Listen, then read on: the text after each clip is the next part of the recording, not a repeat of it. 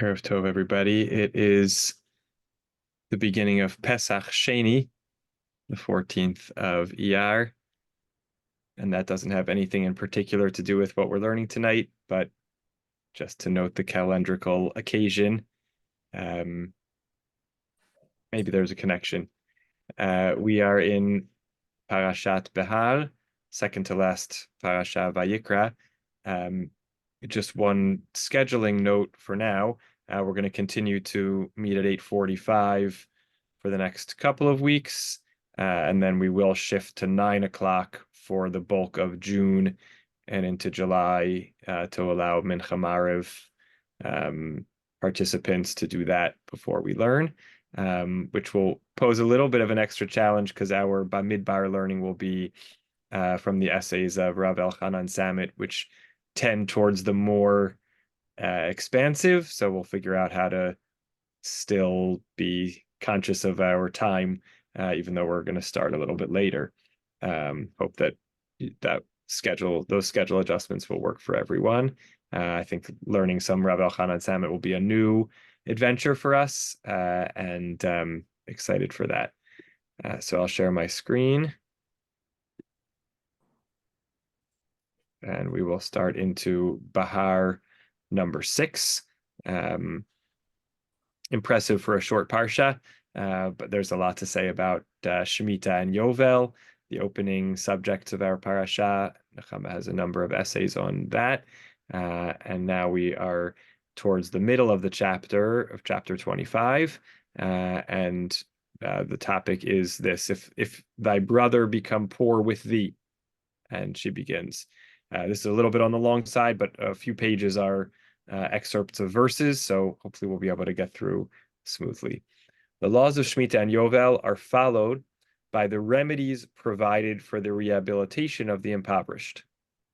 Indeed, the Shemitah and Yovel laws similarly seek to redress the inequalities of wealth arising during the inter-Yovel years. Let's just get the context of the parsha and what she's saying here. That after having learned about Shemitah and Yovel, then we have, what happens when somebody becomes poor? How do they kind of reattain, a stable socioeconomic status? That's the subject of this next part of the parsha, the bulk of the parsha, really, arguably. And then she just notes that the two things are not totally unrelated, because within the Shemitah and Yovel, we have this concern of, what happens if over time, one person amasses a lot of land and another amasses less. And the idea that when you sell land during the Yovel, you have to take into account the number of years that, that remain and not overprice or underprice. And the very fact of the return of lands to their ancestral owners within the Yovel system is itself an attempt to redress inequalities of wealth. So this is an overarching theme of our parsha. The 4 passages following the Yovel laws open thus. And you can see if you just look at the Hebrew, you have ki amuch achicha, v'chi amuch achicha, v'chi amuch achicha, and then v'chi tasig, etc., etc., and then umach achicha. So this theme of your brother coming into dire straits, becoming poor, is the kind of introduction to each section. And what happens in each successive case? He has to sell his ancestral holdings. His hand falters. He sells himself to you, or he sells himself to a stranger. So we see these successive degrees of poverty leading to more desperate acts in order to attempt to return to a stable financial footing. The impoverished Jew here is referred to as your brother, right? We had achicha as the subject all the way through. Each paragraph outlines the relevant directives for his rehabilitation, beginning with the redemption of his estate and home, which the owner had been unable to maintain, right? We don't see the actual, what happens in each of these cases, but these are the ideas. It is followed by the duty to extend interest-free loans for the rehabilitation of the needy. Rashi comments on, you shall strengthen him. Do not let him sink so that it will be hard for him to recover, but strengthen him the moment his hand fails. To what may this be compared? To the burden on a donkey's back. While it is still on the donkey, one man can seize it and set it right. But once it has fallen to the ground, five men cannot lift it up, right? So the idea here that, we don't want to wait till things reach a disastrous condition, then it requires much more effort of all of us. But rather, we try to intervene and support when even just a kind of shaky condition arises, because it's easier on everybody that way. The third paragraph, so those were the first two paragraphs, redemption of the estate and the home, and the extension of interest-free loans as the condition gets worse. The third paragraph deals with the relations between a master and a fellow Jew who has sold himself into servitude out of poverty. Lastly, the Yovel specifies the aid due to a Jew forced by circumstances to sell himself into servitude to a resident stranger, right? A ger being, someone who is living within the community but has not accepted all of the mitzvot. So this is our overarching frame, and with the awareness that this is the framework here is a brother all the way through. Let us study verses 39 to 43 and 55 of our chapter, in which the person referred to in Mishpatim as a Hebrew servant, right? These are laws about the same thing that we've studied about back in the beginning of Parshat Mishpatim, ki tikne eved ivri, when you acquire a Hebrew slave. And that Hebrew, what's called there an eved ivri, a Hebrew slave, is here being called achicha, your brother. Herman Cohen, this was one of the things that caught my eye, although it's just a brief passing mention, because he was the subject of Shira's dissertation and continues to be a focal point of a lot of her study, research, and teaching.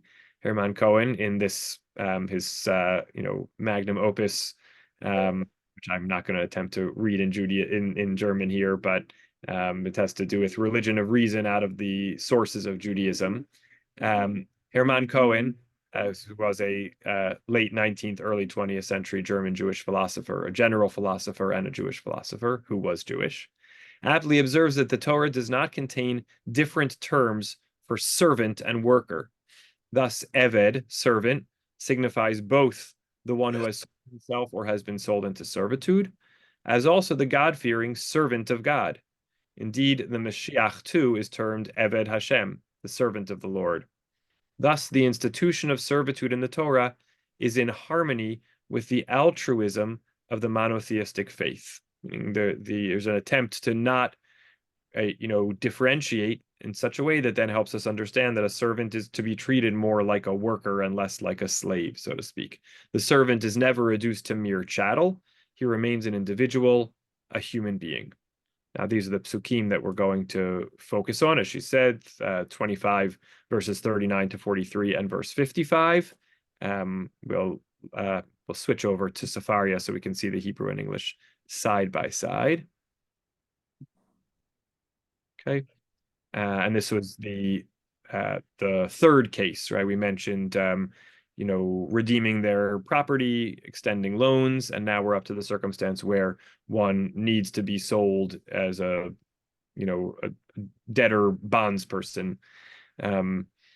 So if your kin under you continue in straits and still must be given over to you, lo tavod bo avodat aved, do not subject them to the treatment of a slave. Remaining with you as a hired or bound laborer, they shall serve with you only until the Jubilee year.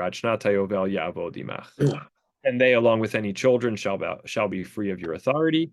They shall go back to their family and return to the ancestral holding. V'shavel mishpachto ve'lachuzat yashuv. Ki avadaihem, for they, meaning any Hebrew person who would be selling themselves into some kind of debtor servitude, are my servants, asher hotzeti otam me'eretz Mitzrayim, that I took out of the land of Egypt. Lo yimachru mimkeret aved. They may not, here translated, give themselves over into servitude. Maybe a more literal translation is they are not to be sold into the way that slaves are sold. Lo tirde vo befarech. You shall not rule over them ruthlessly. You shall fear your God. And then we're also going to look a little bit later at verse 55. Ki li v'nei Yisrael avadim avadaihem asher hotzeti otam me'eretz Mitzrayim ani Hashem Elokechem. For it is to me that the Israelites are servants. They are my servants whom I freed from the land of Egypt. I, your God, Hashem. Okay, those are our verses that she wants to focus on. The words ki yamuch, if will become poor, seem superfluous, both here and in verse 25.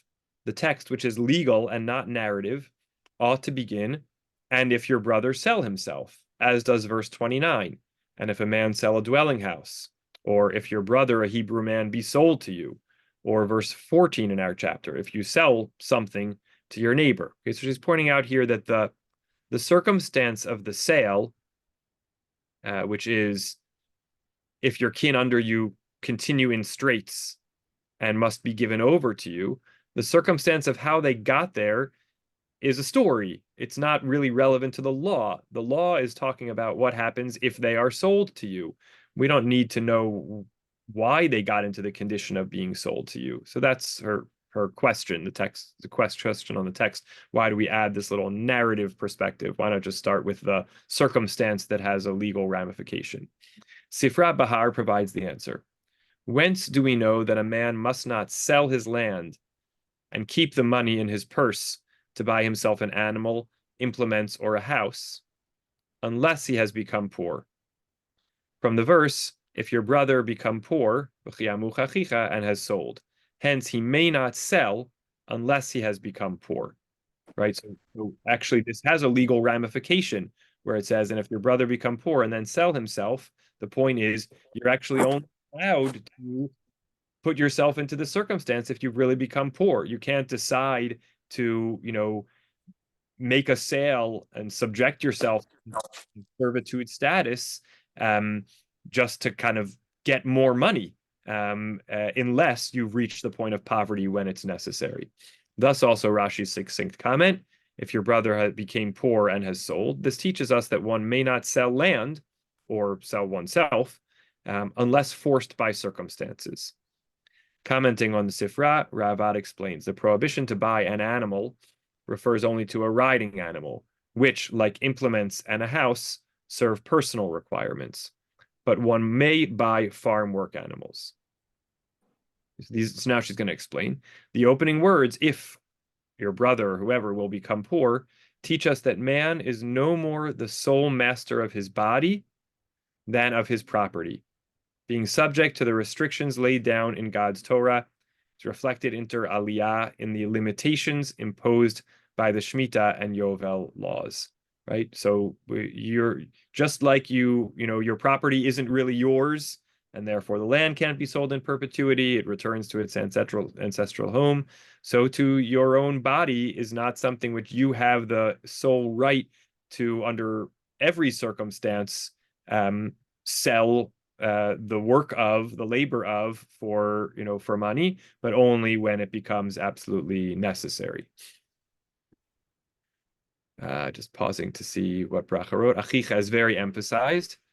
And so noticing that at the center of the word achicha is the word chai, yes, which hints towards the responsibility to keep your brother alive. Absolutely. Yes. And befarech can't be coincidence as it echoes the slavery in Egypt. We will absolutely see that at the end.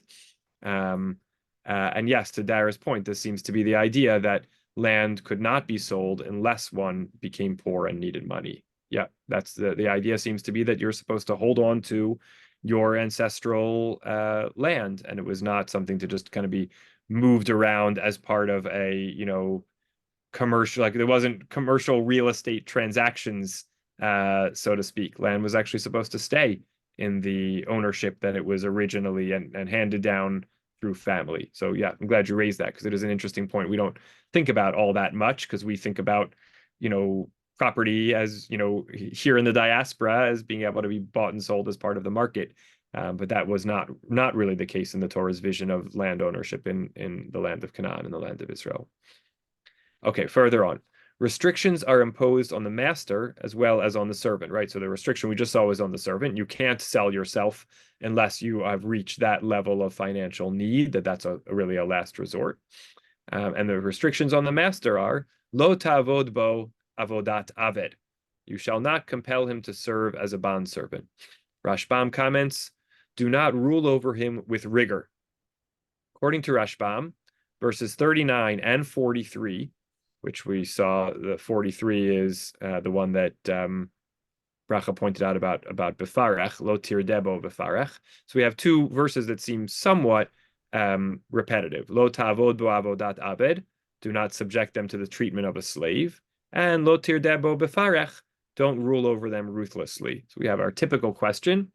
Might just be two ways of saying the same thing, or is the Torah making different points in the two places? So according to Rashbam, 39 and 43 refer to the same prohibition. Shem Olam, and there's a lot of Shem Olams. I haven't yet found out which Shem Olam author this is. Shem Olam, however, points out that Maimonides and all the other codifiers list them as two negative commandments. Mitzvot 357 and 359 in the case of Rambam.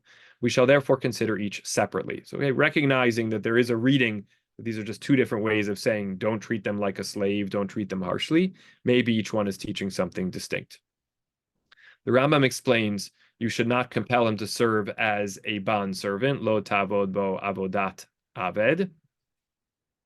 In Hilchot Avadim 1:7. Okay, the Rambam in the Mishnah Torah has a whole section on the laws of Hebrew slaves, and he says, it is forbidden for an Israelite who buys any Hebrew slave to make him do menial tasks, which are assigned to slaves only, such as to make him carry his clothes after him to the bathhouse, or take off his shoes. For it is said, you shall not make him serve as a bondservant. You must treat him as a hired man, as it is said, as a hired servant and as a settler he shall be with you. The Hebrew bondman, however, may cut the master's hair, wash his garment, and bake his dough, but the master should not make him an attendant at a public bath, or a public barber, or a public baker. If that was his trade before he was sold, he may follow it.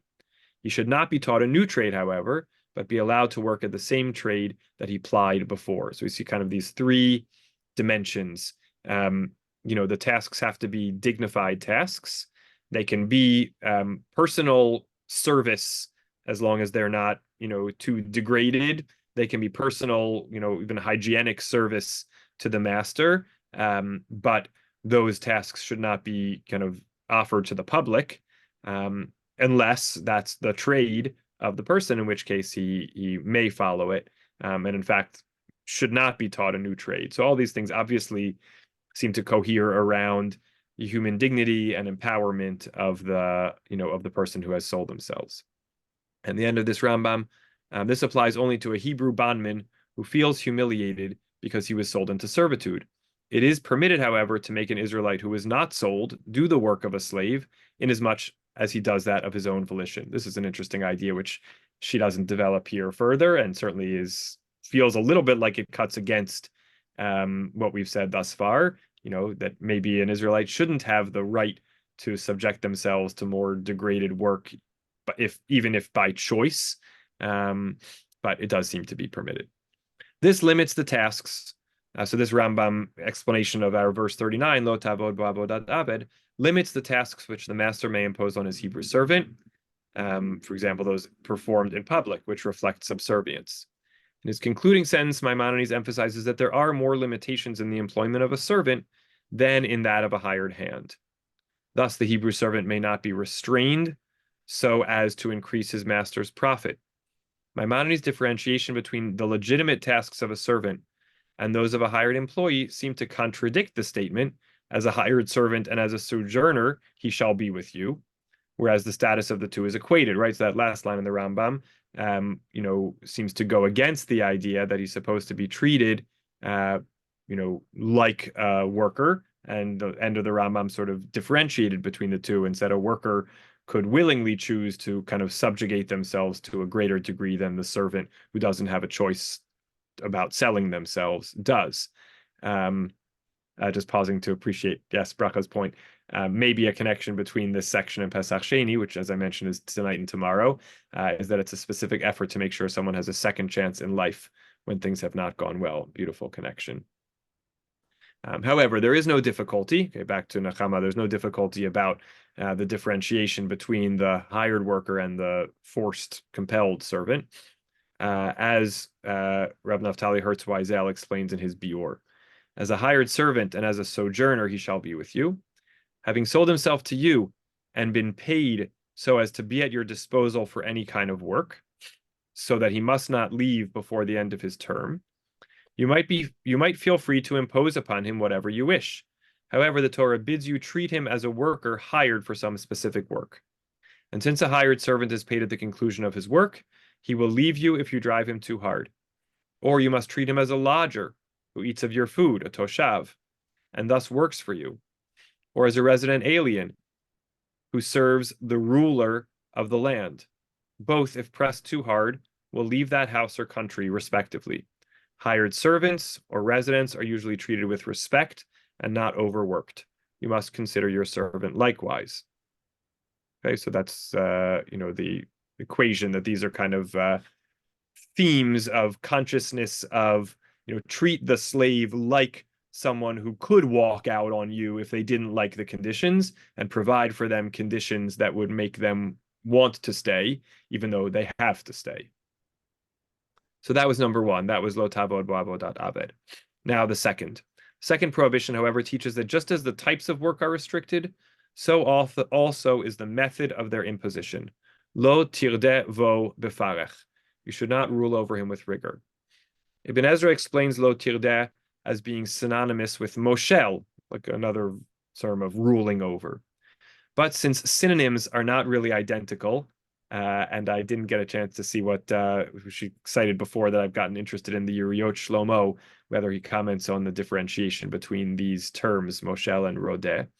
But since synonyms are not really identical, Ibn Ezra should have explained the difference between the two verbs, as noted by the Bior there. Lo tirdeh, as in, and have dominion over the fish of the sea. The first instructions, more or less, blessing given to the human. Or adu bidgat hayam, have dominion over the fish of the sea. Or as in, who ruled harodim, over the people that were employed in the work, probably those building Solomon's temple. All these imply rule by force. Not so moshel, which signifies rule by decree, which is inapplicable to mindless animals. An excellent example of this is Ezekiel's castigation of the Israelite aristocracy, where it says, "You have not strengthened the weak, nor have you healed the sick, nor have you bound the crippled, nor have you brought back the strayed, but with force and cruelty have you ruled them." Uvechozka geditem otem befarech. We have that again, this kind of pairing of this verb and this adverb of rodeh and parech here as well. Our sages, however, broadened the meaning of rediyah befarech beyond that of physical cruelty, right? So the sense here is force, rule by force. And the Chachamim expanded this from the plain sense of rule by force, beyond that of physical cruelty, as in Rashi, which crushes the body and shatters it, right? That was from Shemot, that Bracha referenced, the early descriptions of Israelite slavery. We cite Maimonides' Hilchot Avadim 1.6 to get more of the sage's perspective on what else Rediyah Befarech means. It is forbidden to treat oppressively any Hebrew bondman. What is an oppressive assignment? Any chore without a time limit or use to the master. His aim must be to employ him usefully, so that he on no account remain idle. Hence our sages explain, he must not say to him, this is the master to the bondsman, "Ho under these vines till I return," without specifying the duration. Rather, let him say, "Ho until such hour," or "up to such place." Similarly, let him not say, "Dig up this spot," if it serves no purpose.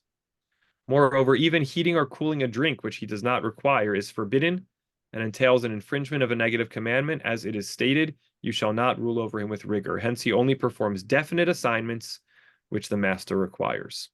So rigor of work, now she summarizes from the Rambam, cannot be defined by law, though amenable to moral criteria, since this varies from one man to another. Hence the two examples, avodat parech, neither of which relates to the physical effort involved. The first typifies unnecessary work, even of the lightest kind. We can imagine the servant's humiliation if his master were to pour out the water on the ground. A worker does not mind strenuous work as long as he knows its purpose, but objects to even the lightest unnecessary task calculated to keep him busy, as practiced in certain armies. The second kind of avodat parech, typified by "ho under the vines until I return," though doubtless a necessary operation, is also forbidden, inasmuch as it fails to specify the duration or extent of the task. The servant thus feels dependent on his master's whim, rather than fulfilling an objective need. There are thus two types of avodat parech, according to Maimonides: unnecessary work and work of unspecified extent. Maimonides' concluding sentence is aptly explained by Shem Olam. Two factors underlie this prohibition: work of unspecified extent, though necessary, and unnecessary work, though specified. What then constitutes work that does not entail rigor, meaning non-parech avodah?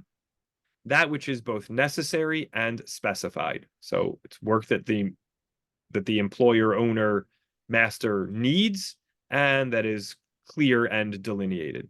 Hence Maimonides' summation: thus the servant is only to carry out tasks that are both specified and necessary. And by the way, I'll just pause here to say, anticipating, although I don't see him on, but anticipating David Lowenfeld's typical question, why choose this? What's a takeaway here? I'm really thinking about the fact that even though, the descriptions here, the framework here, is even with all the limitations that the sages put on it, might be of a more extreme type of employment than some of us are involved in. But nonetheless, if anyone has ever been an employer or a manager of any kind, thinking about how we assign work and how we explain that work. And I think also it relates to kind of my own thinking about productivity. When do we feel productive, effective? So I think these themes, how we treat people under our employ or under our management in whatever way that relationship is constituted, and how we think for ourselves about what feels like meaningful, effective work, I think, resonates very strongly here, without needing to resort to someone who's been hired because they, can't make a living or are in debt. So those are just some initial thoughts as we continue to read on closer to the end. These two criteria reflect concern with the emotional rather than physical aspect of the problem. And here we come to Bracha's connection to the servitude, slavery in Egypt. We recall Pharaoh's decree: "You shall no more give the people straw to make brick as heretofore. Let them go and gather straw for themselves." Prompted by the arbitrary motive, let more work be laid upon the men, that they may labor in it, and let them not regard vain words. This aptly typifies the avodat parech that our ancestors suffered in Egypt, right? That it was just work to keep them busy and tire them and oppress them. And since we relive on every Pesach, maybe here we can get a little further Pesach Sheni connection, although Pesach Sheni doesn't have all the aspects of Pesach, but since we relive on every Pesach the situation wherein we were slaves to Pharaoh, we can well understand why the sages were so strict regarding unnecessary work imposed for the sake of working the servant that he may not idle. In other words, they were imagining the paradigm of what we want to avoid as the servitude that we experienced in Egypt. But even more characteristic, of course, we might argue it the other way also, that they envisioned they imagined back the servitude to Egypt to be the kind of work that was seen as dehumanizing or inappropriate for for servants or debtor bonds people in their conception, and maybe they placed that back on their vision of Mitzrayim. It's hard to know, because we have the example of the straw, so maybe that already indicates that that's sort of the first point. And some of the laws of when we would take slaves follow from not from wanting to avoid subjecting others to the experience we had in Egypt. But even more characteristic of the Torah's humane attitude to the Hebrew servant is the law governing his standard of living. Okay, so up until now we've talked about the kind of work and the way in which the work is to be done, and now we're going to talk about the overall treatment outside of just the kind of work mode of the people under your employ and in your debt. Kisachir kitoshavi yaimach, as a hired servant and sojourner shall he be with you. The Sifra and Behar here comments, with you as regards food, with you as regards drink, with you as regards clean apparel, that you should not dine on white bread while he dines on black. You should not drink old wine while he drinks new. You should not sleep on a feather bed while he sleeps on straw. Since this is back to Nechama, since the standard of living is determined by the eating habits, dress, dwelling, and furnishing, Sifra's comment implies the servant's sharing his master's standard of living. The servant may not be allocated the servant's quarters, which located in the attic or at the back of the kitchen, usually lacked air and light. All this prompted our sages to declare in Kiddushin, whoever acquires a Hebrew servant acquires a master over himself. This may be understood as a hyperbole, but the literal interpretation implies a difficulty addressed by Tosfot. Why a master over himself? Why not merely his master's equal? Okay, so this is a question Tosfot asks on this statement in the Gemara. If what we understood from this midrash is you're supposed to treat them the same as you, then why are they a master over you? Whoever acquires a Hebrew servant acquires an equal. Tosfot's answer is significant. This is fun to get Nechama looking at a commentary on the Talmud, over and above the kind of midrashim and classical biblical commentaries, but to go to the Gemara's comments and then the medieval commentaries on the Gemara. Tosfot's answer is significant. Just gives you not that there's anything surprising about this, but a glimpse into the idea that she was well versed in, not just in biblical commentary midrash, but also in Gemara and Gemara commentaries. Tosfot's answer is significant. The answer lies in the Jerusalem Talmud's ruling, whereby if the master sleeps on the only available pillow, he violates the precept that he is happy with you. If he does not sleep on it, nor allows his servant to do so, then he follows the norms of Sodomites. It's midat sdom. He must thus hand it to his servant. Hence, he acquires a master over himself. Right. So the idea here is a test case of the treatment is, what if you only have one item? And the answer is you have to choose to give it to your servant over yourself, and therefore you didn't just acquire an equal partner, but truly a master. Should we ask how a man with but a single pillow can afford a servant? The answer is that this is a matter of principle. A master who is unable to share equally with his servant must give the latter even his pillow while he himself sleeps on the floor. Thus, the master actually becomes his servant's inferior.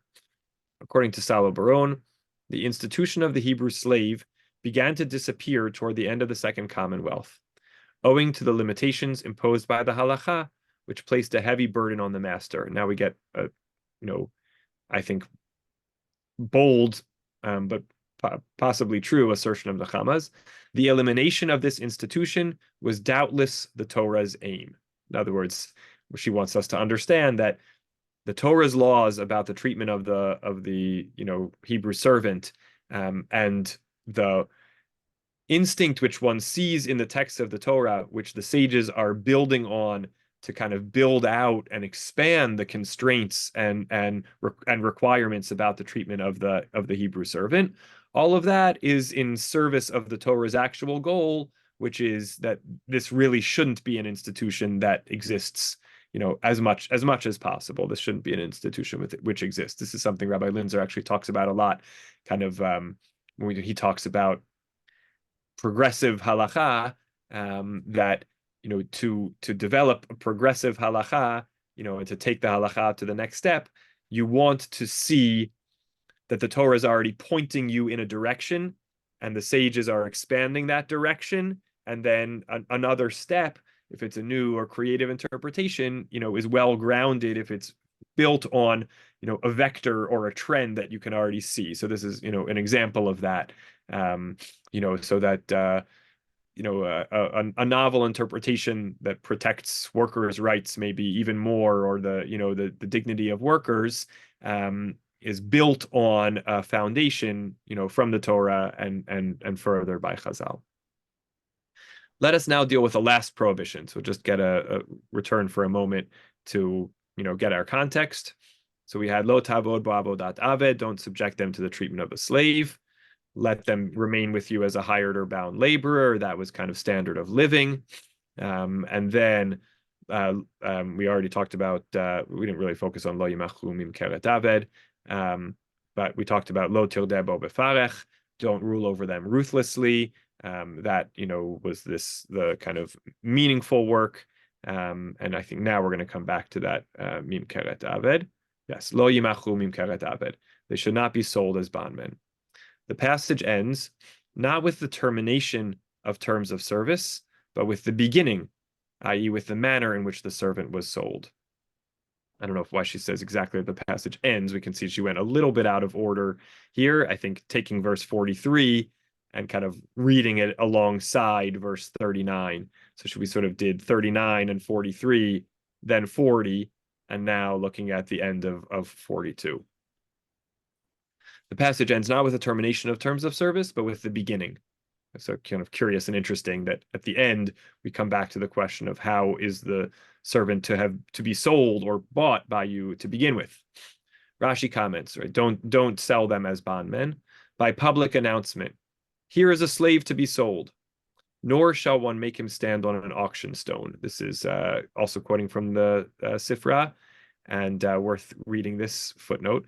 Legend has it that U.S. President Abraham Lincoln's repudiation of slavery was first aroused in 1830 in New Orleans by the sight of slaves being sold on the auction stone. On witnessing the humiliation to which human beings were being subjected, he vowed that if it were ever in his power, he would eliminate the system. Hilchot Avadim 1.5, this is where we've been already seen two other excerpts from the Rambam right around these same section of laws. Maimonides states, whether he sold himself or was sold by the judicial court, right? Could be a circumstance where there's a lien on someone's property, they have a debt, they didn't willingly sell themselves, but the court might say, in order to repay your debt to so-and-so, unfortunately, you have no assets anymore. We have to sell you into servitude to, the person to whom you owe. So whether it's volunteering himself because of his debt or as a result of a court ruling. He is not to be sold publicly at an auction place or side alley, the way slaves are sold. As it is stated, they shall not be sold as bondmen. Hence, he is not sold except in privacy and with due respect. Shem Olam comments on the differences between Rashi and Maimonides on this point. Sold as bondmen. According to Rashi, he may not be sold either by public announcement or on the auction stone. Both are forbidden because of the publicity. Maimonides, however, distinguishes between two elements. The sale of a servant on the auction stone is forbidden because of the publicity, whereas selling him in an alley, which is not a public place, is forbidden because of the humiliation to which the servant is subjected. Hence his final ruling. He may only be sold in private, but not in a public act on the auction stone, and he must be sold derech kavod, which excludes the embarrassing sale in an alley. The first part of verse 42, whose last clause we have studied, provides the rationale of the laws stated in the previous verse, as well as of the following prohibition that they shall not be sold as bondsmen. We saw that. For they are my servants whom I freed from the land of Egypt. That is the rationale for the law stated in the previous verse, as well as the following prohibition that they not be sold as bondmen. Neither the equality of all men nor their relative liberty provide the basis for the laws of servitude, but rather man's subordination to the sole master of the universe. For they are my servants and not the servants of servants. Let us conclude with the felicitous comment of the great medieval Hebrew poet, Yehuda Halevi, on this theme. The slaves of time, the slaves of slaves are they. The slave of God, he alone is free. So when any man doth for his portion pray, my portion is the Lord, my soul doth say. Really nice poetic ending. Questions or comments? So we have a chance to see, a lot of dimensions of the treatment of the slave. All, as we said, all pointing overarching to a sense of human dignity and and that last framing perspective that is, because we are all servants of God. Lance and then Bracha. Go ahead. Okay. Drilling a hole in someone's ear is cruel. And there is no way I can understand that this slavery was in any way, shape, or form progressive. talking about the case where the Hebrew slave wants to remain in his master's care and not go free. And then yes. So I mean, I agree. There's a certain irony there, but the idea seems to be that as the I don't know the kind of that much about the ancient Near Eastern context, although I once did when I took a class on Mishpatim with Professor Barry Eichler at Revel and comparative ancient Near Eastern law. Um, but the way the Torah takes it is a sort of punishment for unnecessary servitude. So it's a mixed bag there. Agreed. Another point is Yeah. there seems to be a sense in which everything is laid out. In other words, you have people working for you and you tell them exactly what to do. Whereas if you manage in the real world, you have situations where the people who work for you have to make decisions based on situations that they're not prepared for and suddenly come up. And if you do not allow your workers to make decisions for themselves, then ultimately you're going to antagonize customers and you're going to have a very difficult time making a living. Well said. So what I see here is really in all these discussions, there's a sense in which the rabbis are telling people how to think and how to act rather than allowing people to engage with reality. And in many cases, that engagement is going to lead them to do things that maybe even the manager doesn't like, but you have to have people who are autonomous on the front lines. Hmm. Thank you. Thank you. Racha, go ahead. Yeah, first in reaction to what Len said, there's something that makes me feel like I want to support that from the perspective of what the consciousness might be of someone who has gone through such a long period of slavery compared to no slavery. They already were in a difficult situation before they got to the point of needing the slavery. And now they've gone through a number of years, it's 6 years or something like that, of not slavery like in Egypt, but some form of suppression of self. So it almost feels to me like they are put in the dangerous consciousness of having difficulty getting out of it. Hmm. And I'm wondering if the hole in the ear is like you have to create an opening to break out of slavery, that Nice. you need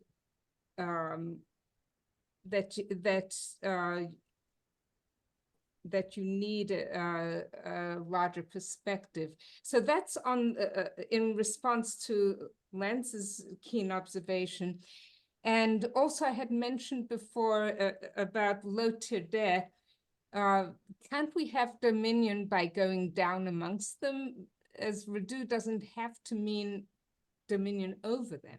Mm-hmm.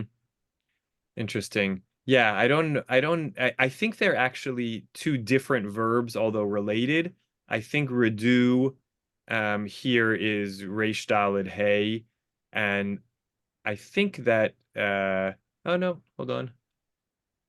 I think redo, which is to go down, is Yud Reish Daled. Obviously, there's a relationship there. Um and I think even the, Rodeh Bi is much more of a controlling relationship between the subject and the object. But it's interesting to think about that, that different reading of, Rudu bidigatayam is kind of go down and be amongst as a, leadership from amidst as Yeah, opposed to, it's a much easier way to get consensus. yes, yes, yes, yes. Although, yes, yes. Thinking about different forms of leadership. Yeah, yeah. Um, Lance, a quick last comment because unfortunately I actually have to jump in a moment. So, Okay. This morning, Rav Avi talked about the Haftorah, chapter 32 of Yirmiyahu. Is that correct? 32 of Yirmiyahu. Is that the Haftorah for this week? Yes. Well, Great. it's not always said because it's double portion, but I Mm-hmm. believe this week that is the Haftorah. Great, The Great. point, though, is in the Haftorah according to Rav Avi, the point is that the Hebrews, the Jews going to Babylon, have a hope that they're going to get back to the promised land. And Yirmiyahu is giving them hope. And the thing is here, what hope do these slaves have? These bondsmen, where is their hope? Yeah, I think I think there is a sense that they have a fixed period of servitude in order to reestablish their footing, pay back what they owe, and then they, hopefully have what circumstances for their. I mean, there's actually this is a discussion elsewhere.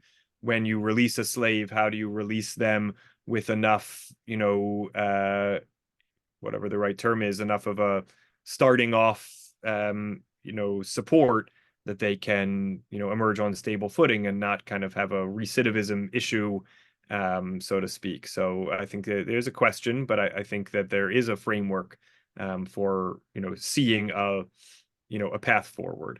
So I'm sorry to shortcut us. In chapter 32, all I'm going to say is that God is the one who gives the hope. Okay, beautiful. We'll keep an eye out for the Haftorah. It should be since we just learned it in our Yirmiyahu class, so look forward to refreshing on that. Thanks to all, and again, maybe some takeaways for thinking really about the ethics of how we work with those in our employer or under our oversight, and how we think about productivity, meaningful work for ourselves, and. Love to mom and dad. Good night to all. See you next week, 8:45 p.m. Good week.